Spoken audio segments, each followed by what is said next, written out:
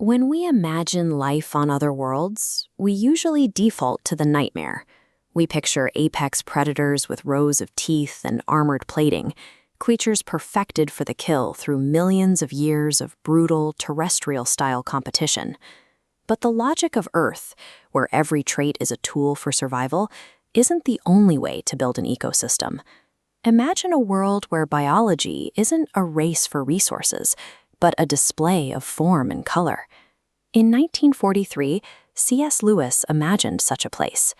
Beneath the thick, impenetrable cloud cover of Venus, a world he called Perelandra, the standard laws of biology don't just bend, they are replaced by something else entirely. To understand the creatures here, the frameworks established by Charles Darwin offer little help. The usual pressures of natural selection, the struggle for life that defines our world, simply don't apply to the species of Venus. Perelandra serves as a blank slate. It is a world where we can observe what happens to life when it is freed from the pragmatic constraints of Earth and allowed to develop along its own idiosyncratic lines. On Earth, gravity sets strict boundaries for mammal size. This chart shows the narrow mass corridor terrestrial life stays within. On Perelandra, these boundaries are inverted. The planet ignores our scaling laws, shrinking large archetypes and expanding small ones. In the dwarf forests, you find mountain mice no larger than bumblebees.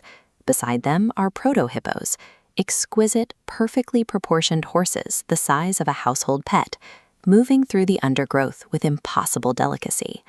While the horses shrink, the rodents grow. The piebalds are creatures that look exactly like enormous mice, complete with mobile noses and long tails, yet they are the size of sheep and possess claws specialized for climbing. This swap suggests a world where an animal's physical size has less to do with caloric efficiency and more to do with the specific visual role it plays in the landscape. Beyond the strange scaling, Perelandra's wildlife frequently mixes traits from completely unrelated Earth families, creating species that function like living mythological chimeras. You'll encounter tree pigs that resemble elongated dachshunds resting on branches, or dragons the size of dogs with metallic snouts and the leathery wings of a bat. The most striking example is the singing beast. It has the scale of a young elephant and a horse-like neck, but it sits upright like a dog on feet equipped with camel-like pads. Its most surprising trait isn't its appearance, but its voice. Instead of an animalistic call, it produces a rich cello-like melody that sounds more like a composed performance than a territorial cry. The beast's very existence is tied to another species entirely. It is raised and suckled by a she-beast of a different kind, a beautiful, mute creature that provides the care the singing beast's own species does not. This relationship suggests a level of interspecies reliance that departs from the competitive isolation we see in Earth's larger mammals. Here, the survival of one species is directly woven into the life of another. As we move from the surface into the deeper reaches of the planet, the definition of what constitutes a living creature begins to broaden. In the oceans, the water people navigate the darkness using faces that generate their own light. They use webbed, frog-like hands to harvest seaweed, their bodies naturally adapted to a life of luminous aquatic scavenging. Above them, the hierarchy of life reaches the Eldilla. These entities exist at the extreme edge of what we consider a biological organism. Resembling pillars of light or thinking minerals, they stand 30 feet tall with faces that express a piercing intellectual love. They do not eat, breed, or breathe. They possess gender, yet lack biological sex. If the Eldilla represent life refined into light, the entity known as the Unman represents life descending into a specialized kind of decay.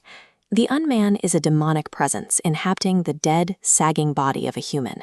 It uses its metallic nails to tear at the planet's graceful frog-like creatures, acting with a combination of deep malice and a strange, hollow idiocy.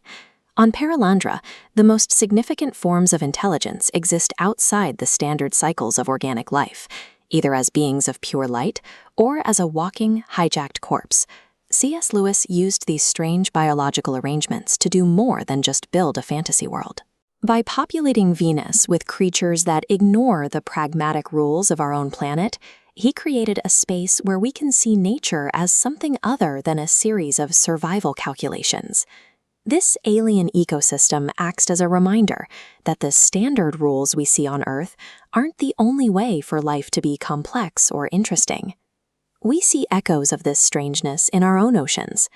Deep-sea comb jellies generate internal light shows far more elaborate than simple navigation requires. And the extreme symbiosis of the singing beast has its own terrestrial parallels. These orange ants protect and farm green aphids, a cross-species bond where the insect survival is entirely dependent on the ant.